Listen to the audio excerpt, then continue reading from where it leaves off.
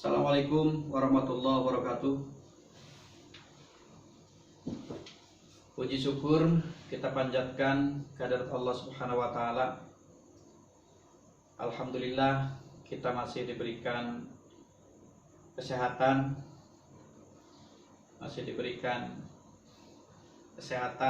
kenikmatan, terlebih kesehatan jasmani dan rohani, dan yang tak kalah penting, kenikmatan berupa iman dan Islam. Rekan-rekan mahasiswa yang Bapak hormati,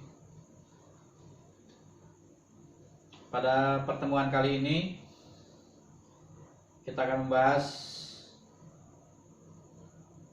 pengertian metode penelitian kualitatif. Di pertemuan sebelumnya kita sudah bahas tentang pengertian metode penelitian kuantitatif.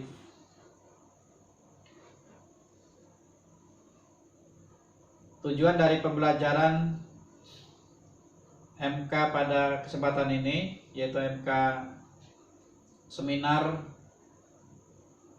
Manajemen Pemasaran. Mahasiswa diharapkan mampu memahami tentang metode penelitian kuantitatif dan penelitian kualitatif secara baik dan benar. Rekan-rekan mahasiswa yang Bapak hormati,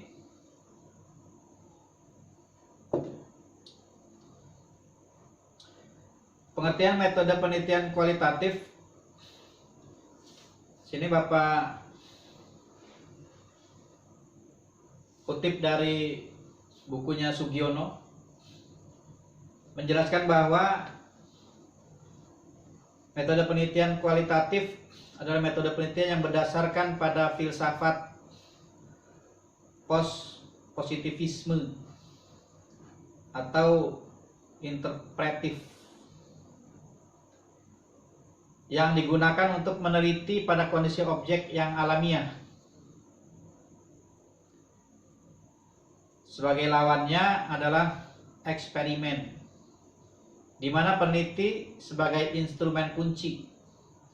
Teknik pengumpulan data yang dilakukan secara triangulasi atau gabungan, menggunakan analisis data bersifat induktif atau kualitatif, dan hasil penelitian kualitatif lebih menekan pada makna daripada generalisasi.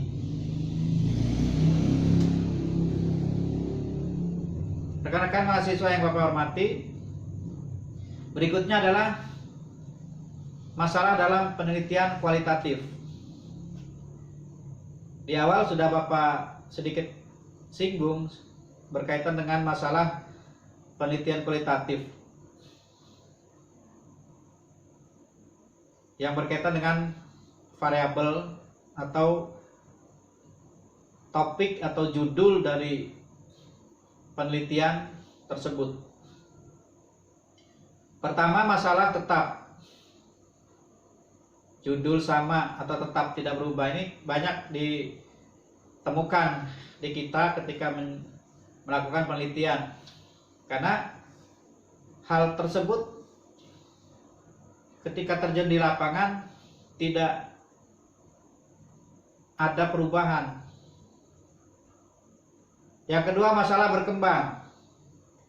Ketika masalah berkembang ini dimungkinkan judul disempurnakan atau disesuaikan, jadi tidak semuanya dirubah. Dan yang ketiga, masalah berubah, judul diganti.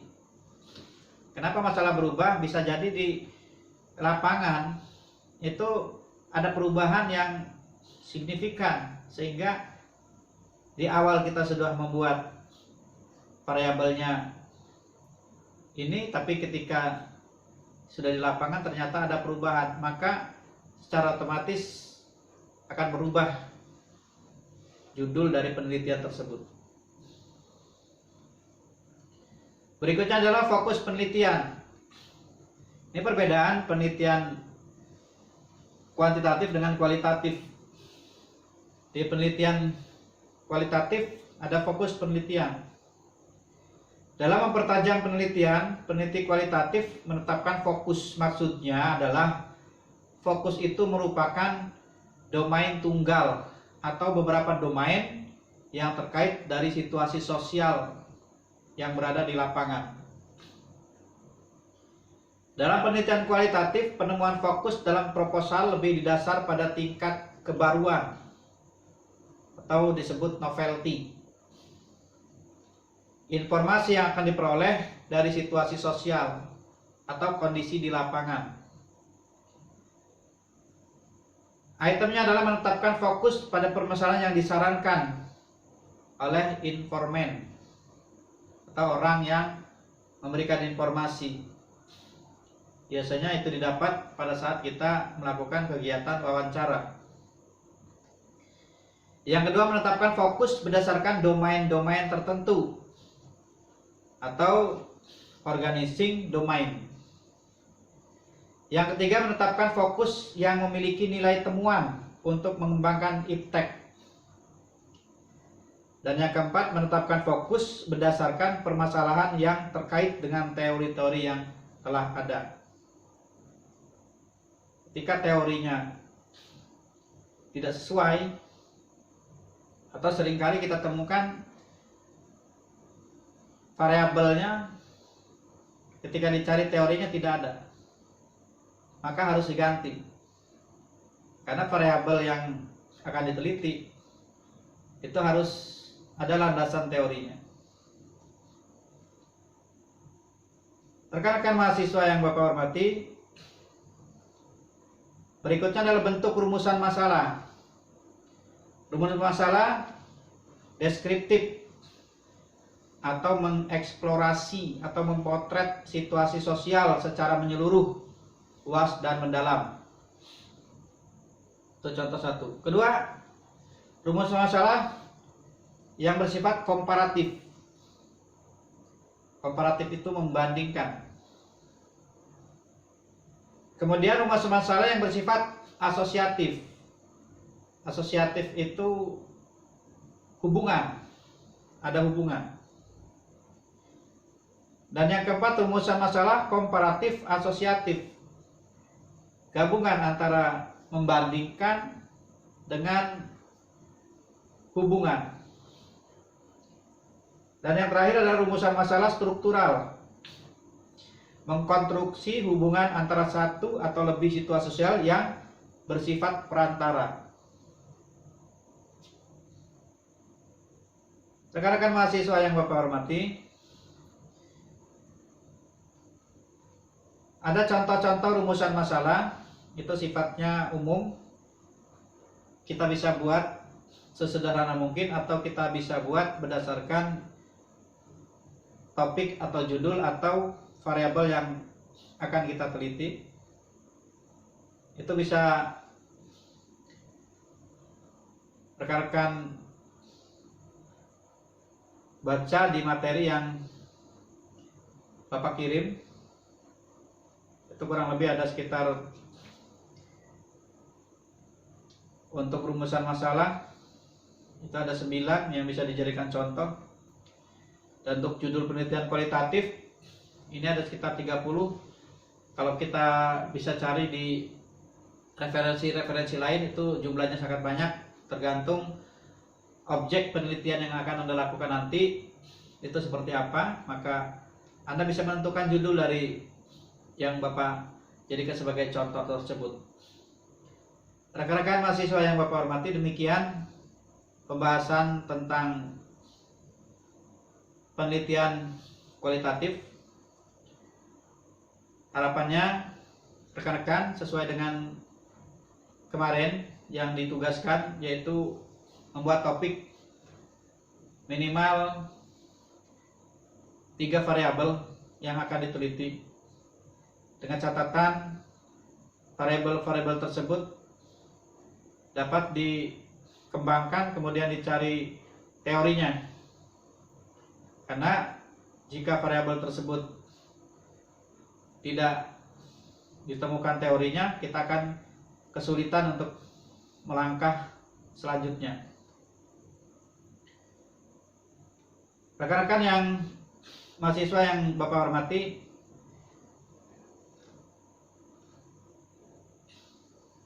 berikutnya kita akan bahas tentang sistematika penelitian kuantitatif. Pembahasannya kita lanjutkan saja. Ini 2 sesi di pertemuan daring minggu pertama dan di pertemuan daring minggu kedua. Pertama, kita akan bahas bab 1.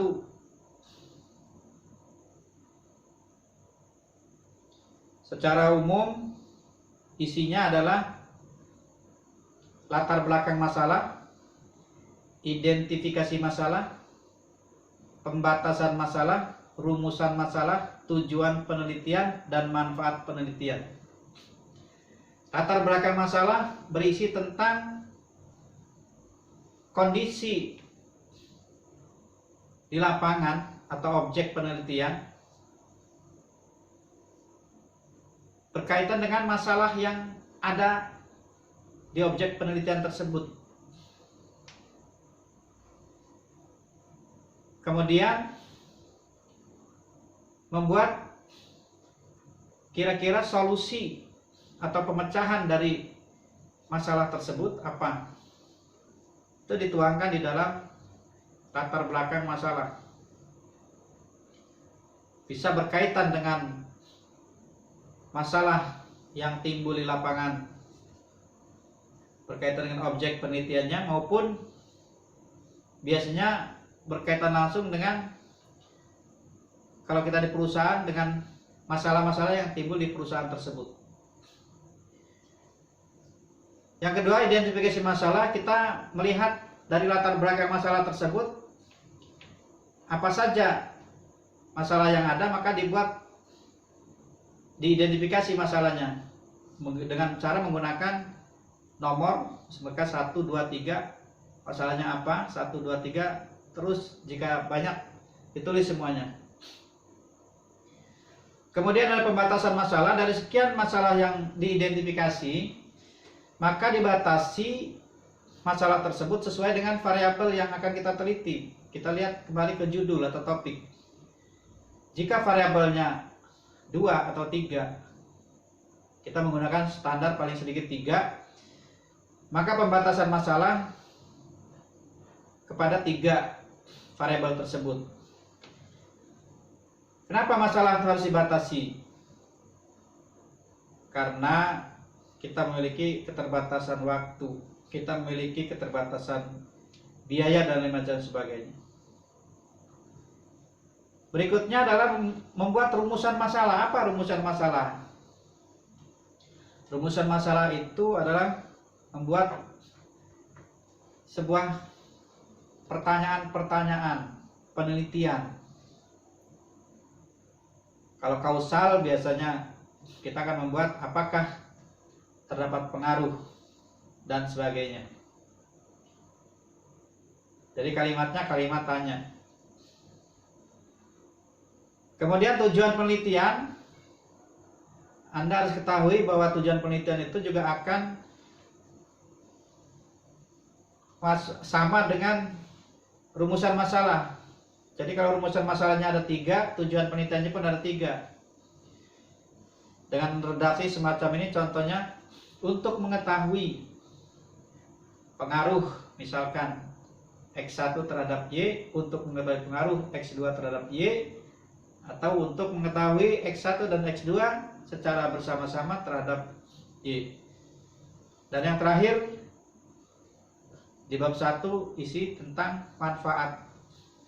Manfaat itu biasanya ada manfaat untuk di perusahaan, biasanya ada manfaat akademisi, tergantung dari pedoman yang ada. Kita mengikuti pedoman yang dibuat. Kemudian bab 2 kita akan membahas kajian teori. ada yang namanya deskripsi teori atau landasan teori. Apa itu landasan teori? Apa itu kajian teori? Kita kembali lagi kepada variabel tadi yang di awal. Variabelnya apa saja? Misalkan tentang budaya organisasi. Maka kita akan bahas tentang budaya organisasi. Kemudian biasanya di bab 2 itu akan kita bahas variabel Y-nya terlebih dulu, misalkan kinerja.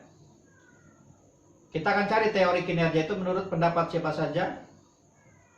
Referensinya minimal 5. Itu bisa dari buku, jurnal yang disarankan. Kemudian dari masing-masing teori tersebut kita membuat sintesisnya atau simpulan pribadi. Dan satu yang tak boleh lupa, kita harus mencari atau mendapatkan indikator dari masing-masing variabel sesuai dengan para ahli.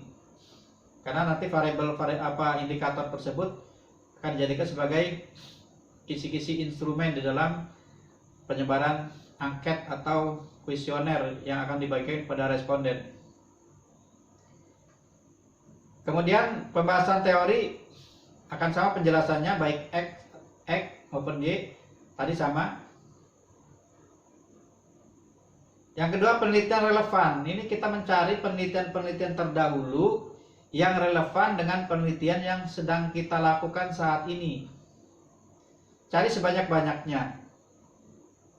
Kalau aturan mengatakan 10, maka kita harus buat 10, atau misalkan kurang dari 10. Yang penting penelitian relevan tersebut akan ada relevansinya dengan penelitian yang sedang kita lakukan.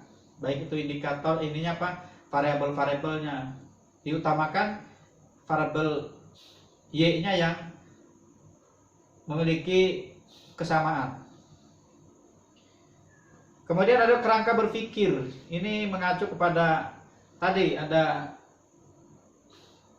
tingkat pengaruh, misalkan X1, X2 berpengaruh terhadap Y, terus kemudian secara bersama-sama berpengaruh terhadap Y. Itu dibuat berupa gambar ya. Kemudian di masing-masing variabel itu dicantumkan indikator-indikator yang didapatkan berikut. Indikator itu menurut para ahli dicantumkan di dalam kerangka teori tersebut atau kerangka berpikir. Yang terakhir di bab 2 itu ada hipotesis penelitian. Hipotesis penelitian itu berupa dugaan-dugaan sementara berkaitan dengan variabel-variabel yang akan kita teliti. Contohnya misalkan begini, diduga terdapat pengaruh budaya organisasi terhadap kinerja. Itu namanya dugaan awal, namanya hipotesis penelitian. Rekan-rekan yang Bapak hormati, selanjutnya di bab 3 kita akan bahas tentang metode penelitian. Pertama akan dibahas tentang gambaran umum tempat penelitian. Di dalam aturannya minimal 1-2 halaman, jangan lebih. Kemudian tempat dan waktu penelitian dibuat dalam bentuk tabel. Kemudian metode penelitian, metodenya menggunakan apa? Kemudian ada populasi dan sampel. Kemudian teknik pengumpulan data. Teknik pengumpulan data itu berkaitan dengan variabel Y-nya. Ada definisi operasional, kisi-kisi instrumen, uji validitas. Kisi-kisi instrumen itu didapat dari indikator-indikator tadi ya, masing-masing variabelnya. Kemudian uji validitas, uji coba instrumen. Penjelasannya akan sama per variabel baik X maupun Y. Kemudian ada teknik analisa data, dan terakhir ada hipotesis statistik. Itu di bab 3. Melangkah ke bab 4. hasil penelitian dan pembahasan. Dibahas pertama deskripsi datanya, kemudian pengujian persyaratan analisis data, kemudian pengujian hipotesisnya, kemudian pembahasan hasil penelitian dan keterbatasan penelitian. Dan yang terakhir di bab 5, penelitian kuantitatif, berisi tentang kesimpulan dan saran, kesimpulan, implikasi dan saran. Kesimpulan itu menjawab dari rumusan masalah tadi. Jika rumusan masalahnya ada 3, maka di kesimpulan itu ada 3. Maka pengertian dari kesimpulan itu adalah jawaban dari rumusan masalah. Rumusan masalah ada di bab 1, maka jawaban rumusan masalahnya itu ada di bab 5, di kesimpulan. Implikasi itu berkaitan dengan hasil dari penelitian tersebut. Itu berimplikasi seperti apa di objek penelitian atau di perusahaannya. Kemudian saran. Terakhir daftar pustaka, lampiran-lampiran. Yang terakhir ada CV atau daftar riwayat hidup. Rekan-rekan mahasiswa yang Bapak hormati, kemudian sistematika penelitian kualitatif. Ini akan ada perbedaan di sistematika penelitian kuantitatif. Bab 1 pendahuluan masih sama, isinya latar belakang, identifikasi masalah. Kemudian ada fokus dan subfokus penelitian. Kalau di penelitian kualitatif ada fokus penelitian dan subfokus penelitian. Ada pertanyaan penelitian dan kegunaan penelitian. Kemudian di bab 2 sama dengan bab 2 di landasan teori penelitian kuantitatif ya. Tentang deskripsi konseptual fokus dan subfokus. Definisi variabel fokus penelitian, maka kita akan melihat variabel tersebut ke teori yang ada. Kemudian ada penelitian relevan, sama dengan di bab 2 penelitian kuantitatif. Di bab 3 metode penelitian itu akan sama, di awalnya gambaran umum sama dengan kuanti, tempat dan waktu sama, ada latar penelitian. Kemudian ada metode dan prosedur penelitian. Ada data dan sumber data. Kemudian teknik dan prosedur pengumpulan data. Kemudian ada pemeriksaan keabsahan data yang berisi tentang kredibilitas, ada transferabilitas, dependabilitas, dan konfirmabilitas. Itu bedanya penelitian kuantitatif dan kualitatif. Di bab 4 hasil penelitian. Pertama gambaran umum tentang subjek penelitian. Kemudian ada temuan penelitian. Pertama subfokus dan nama subfokus dan seterusnya. Jika subfokusnya lebih dari 1. Bab 5 pembahasan temuan penelitian, pembahasan fokus dan subfokus. Kemudian bab 6, ini yang membedakan penelitian kuantitatif dan kualitatif. Kalau di kuantitatif itu sampai bab 5. Tapi kalau penelitian kualitatif itu sampai bab 6. Di bab 5 isinya pembahasan temuan penelitian, di bab 6-nya baru kesimpulan dan rekomendasi. Berikutnya akan sama dengan penelitian yang kuantitatif. Rekan-rekan mahasiswa yang Bapak hormati, demikian penjelasan materi 2 pertemuan ini Bapak gabung sekaligus. Di pertemuan minggu pertama sistem online dan pertemuan kedua sistem online. Videonya menjadi 1. Materinya nanti akan Bapak kirim karena di kelas semester 8 ini 8 IMPR ya kalau tidak salah. Belum ada ketuanya, belum ada grupnya, tapi Bapak sudah ada 1 orang tadi yang nomor WA-nya masuk ke Bapak. Nanti video dan materi